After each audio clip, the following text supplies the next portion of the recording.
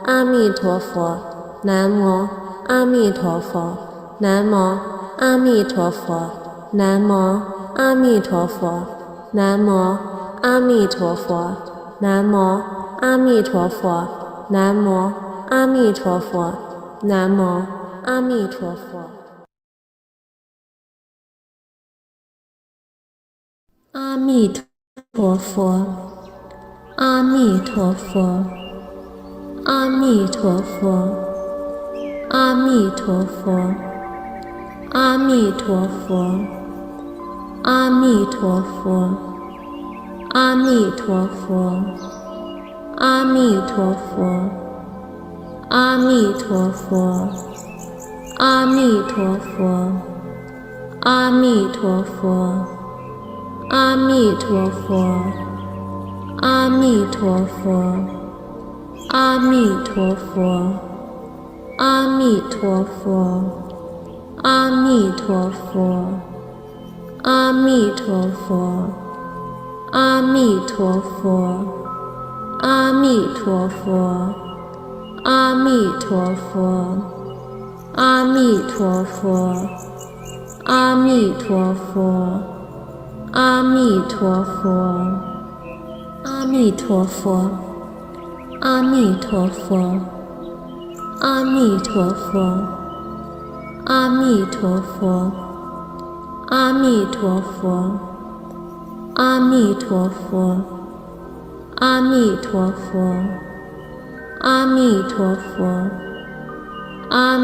阿弥陀佛，阿弥陀佛，阿弥陀佛，阿弥陀佛，阿弥陀佛，阿弥陀佛，阿弥陀佛，阿弥陀佛，阿弥陀佛，阿弥陀佛，阿弥陀佛。阿弥陀佛，阿弥陀佛，阿弥陀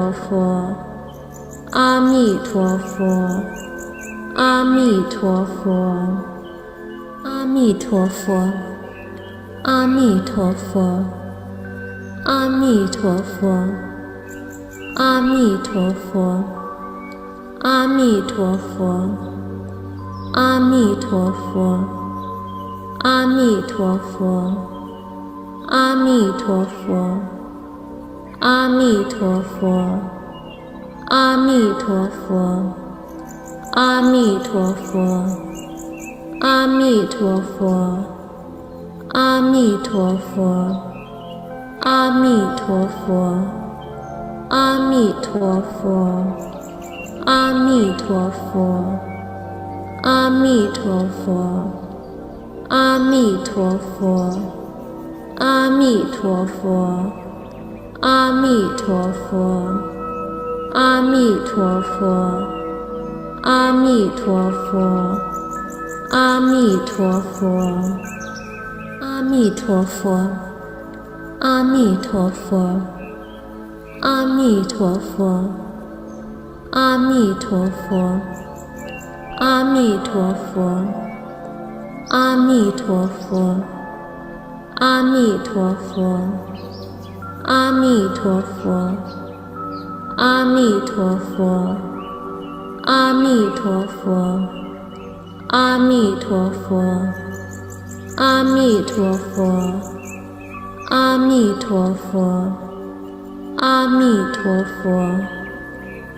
阿弥陀佛，阿弥陀佛，阿弥陀佛，阿弥陀佛。阿弥陀佛，阿弥陀佛，阿弥陀佛，阿弥陀佛，阿弥陀佛，阿弥陀佛，阿弥陀佛，阿弥陀佛，阿弥陀佛，阿弥陀佛，阿弥陀佛。阿弥陀佛，阿弥陀佛，阿弥陀佛，阿弥陀佛，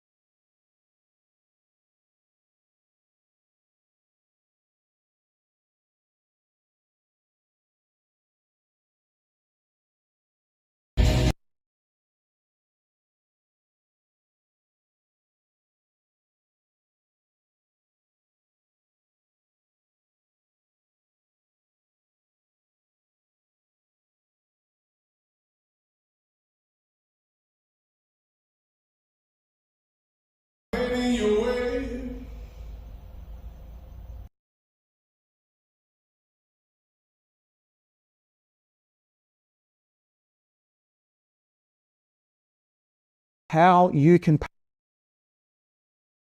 when you invest in property. If you've got $100 to $200 per Namo Amito Namo Amito Namo Amito Namo Amito Namo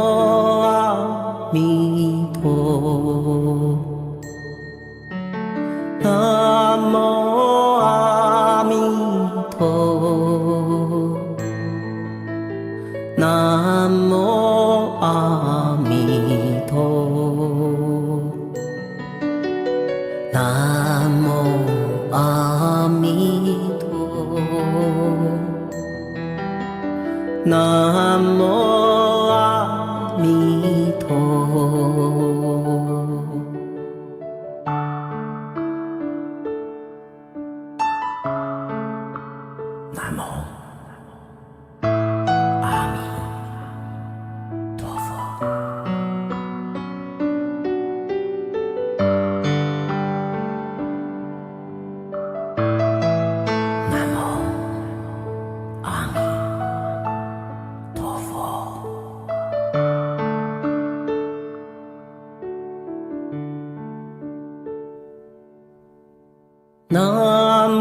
Amito Namo Amito Namo Amito Namo Amito Namo Amito Namo Amito Namo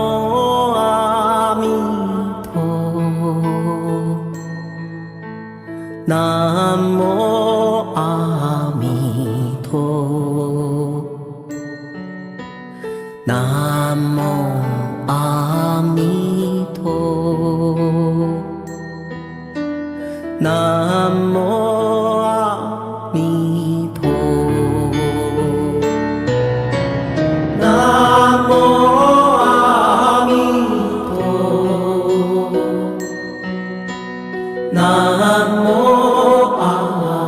Amito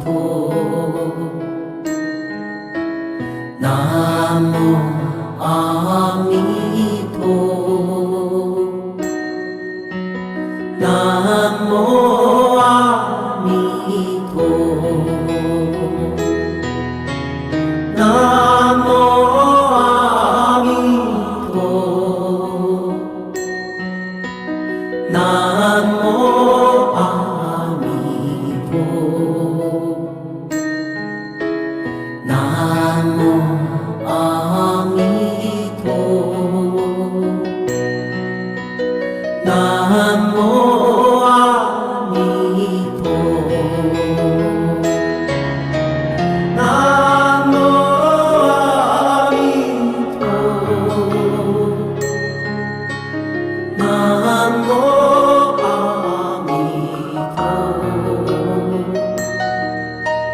南无阿弥陀，南无阿弥陀，南无阿弥陀，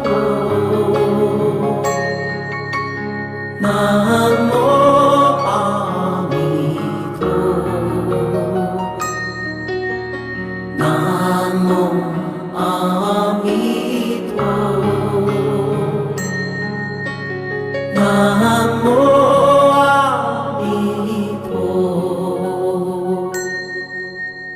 南无阿弥陀，南无阿弥陀，南无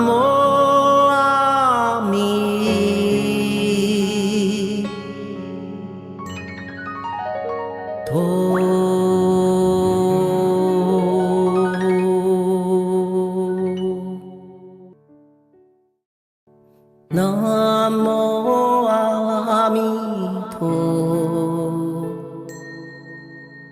南无阿弥陀，南无阿弥陀，南无阿弥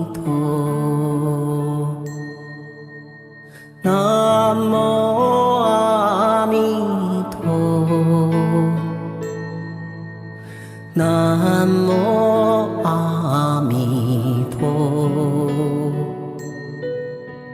南无阿弥陀，南无阿弥陀，南无阿弥陀，南无阿弥陀，南无阿弥陀，南无阿弥陀，南无阿弥陀。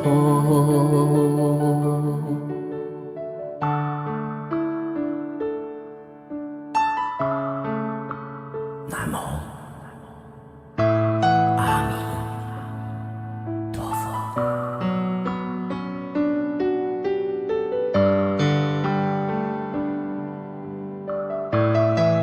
南无阿弥陀佛。